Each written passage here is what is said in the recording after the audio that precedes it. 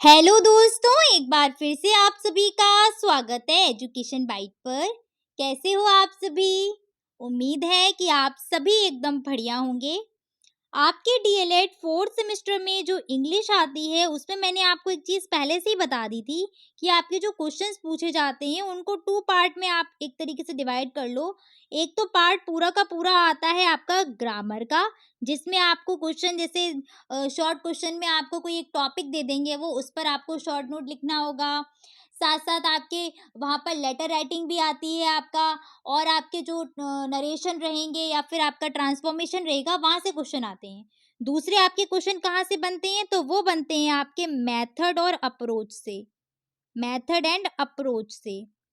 और मैंने आपको इस सेमेस्टर में आपके सिलेबस में जितनी भी अप्रोच दी गई थी और जितने मेथड दिए गए थे, वो सारे के सारे मैंने आपको करवा दिए। उनको बहुत अच्छे से तैयार कर लो, उन्हीं से आपका काम हो जाएगा। अब मैं ये बात और बता दूं कि मेथड और अप्रोच से आपको क्वेश्चन कितने मिलेंगे या मार्क्स कितने बनेंगे आपके, कितने का फायदा होगा। तो देखो, एमसीक्यू क्वेश्चन भी आते हैं यहाँ से, वेरी शॉर्ट क्वेश्चन भी एग्जाम में पूछे जाते हैं, और शॉर्ट क्वेश्चन भी यहाँ पर पूछे जाएंगे आपसे। तो टोटल मिला के आपको लगभग यहाँ से 5 से 6 नंबर का फायदा होने वाला है। 6 से 7 भी बन सकते हैं नंबर, ठीक है? इसलिए इसको अच्छे से तैयार करना।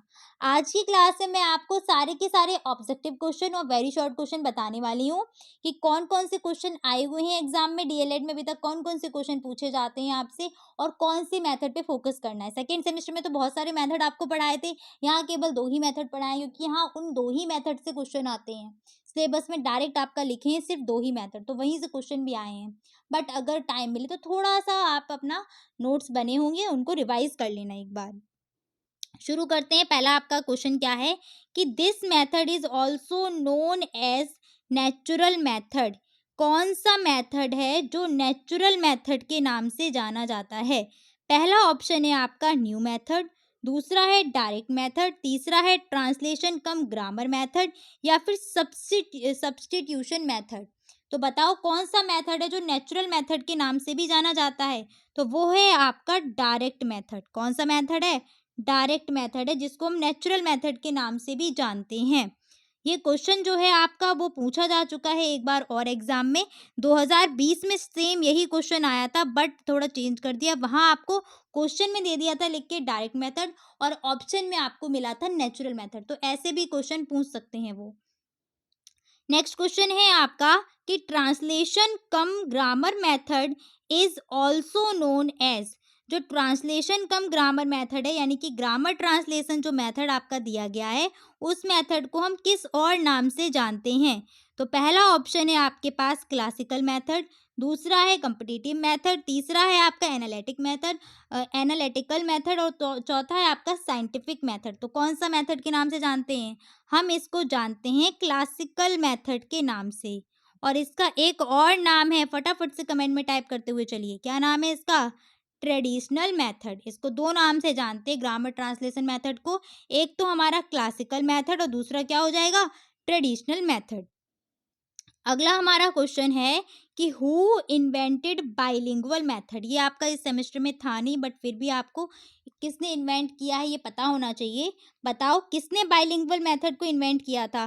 प्रोफेसर सीजे डॉटसन, डॉक्टर वेस्ट गुर्रे, या फिर थॉमसन एंड वाइट। किसने किया था इन्वेंशन इसका? तो ये है आपके प्रोफेसर सीजे डॉटसन। कौन है? प्रोफेसर सीजे डॉटसन। डॉक्टर वेस्ट का है न्यू मेथड। कौन सा मेथड है?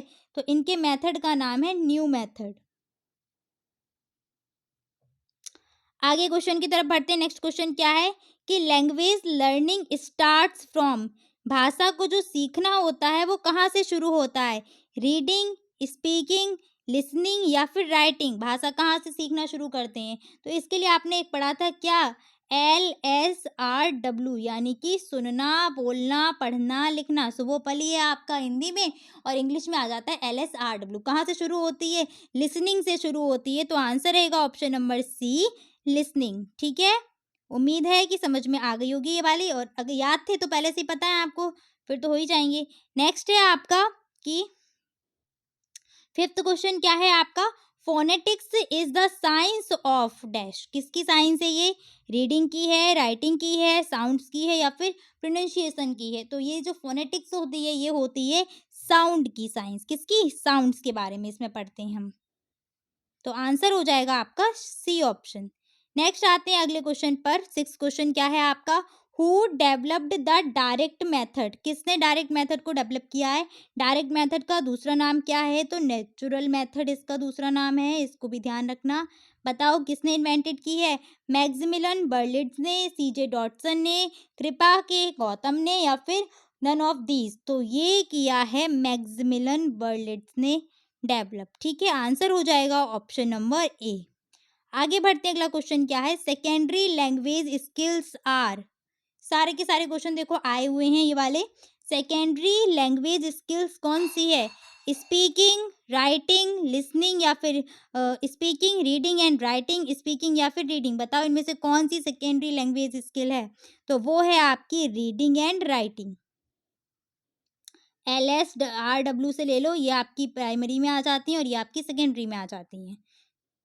नेक्स्ट क्वेश्चन है structural approach related to dash. किससे है? वर्ड पैटर्न से, सेंटेंस पैटर्न से, बोथ ए एंड बी या फिर लेटर पैटर्न?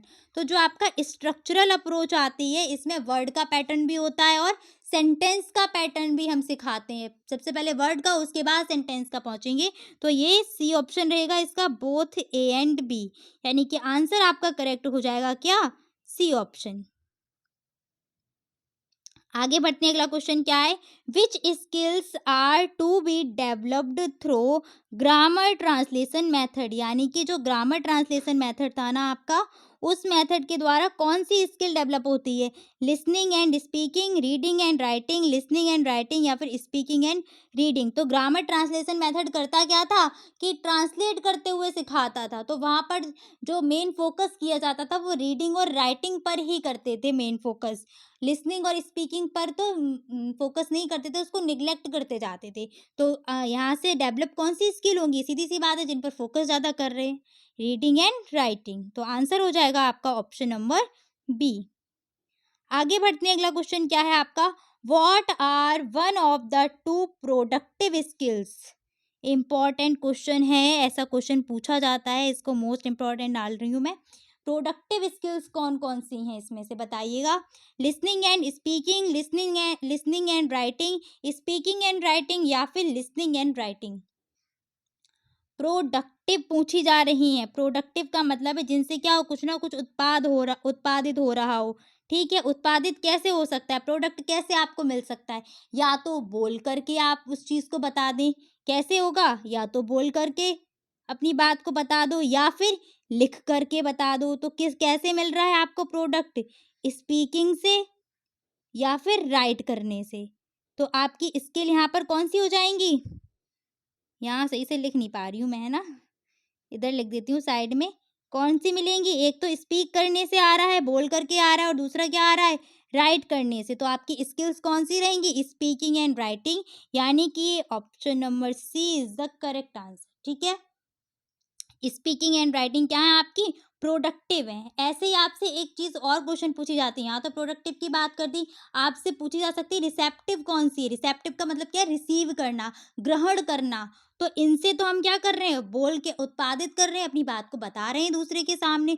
रिसीव कैसे करते हैं? तो हम रिसीव करते हैं या तो लिसन करके, यानी कि सुन करके, या फिर कैसे करेंगे? रीड करके। ठीक है, रीडिंग के द्वारा या फिर लिसनिंग के द्वारा हम रिसीव करते हैं चीज़ों को। तो ये रिसेप्टिव स्किल्स में आ जाएंगी। कौन सी स्किल्स में? यहाँ नाम लिख देती हूँ मैं, रिसेप्टिव स्किल्स। ठीक है, आगे बढ़ते हैं, अगला क्वेश्चन क्या है आपका? Direct method of teaching English came as a reaction against. जो डायरेक्ट मेथड आया है इंग्लिश टीचिंग का, वो किसके रिएक्शन में आया है?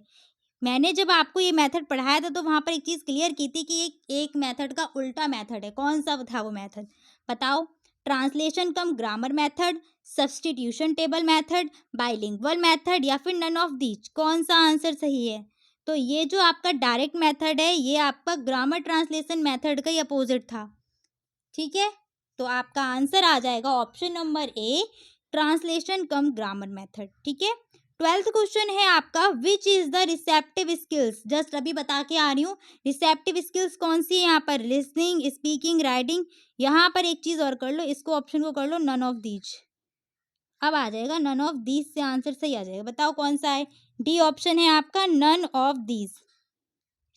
रिसेप्टिव स्किल्स कौन सी है, तो आपकी रिसीव हम किससे करते हैं, लिसन करके।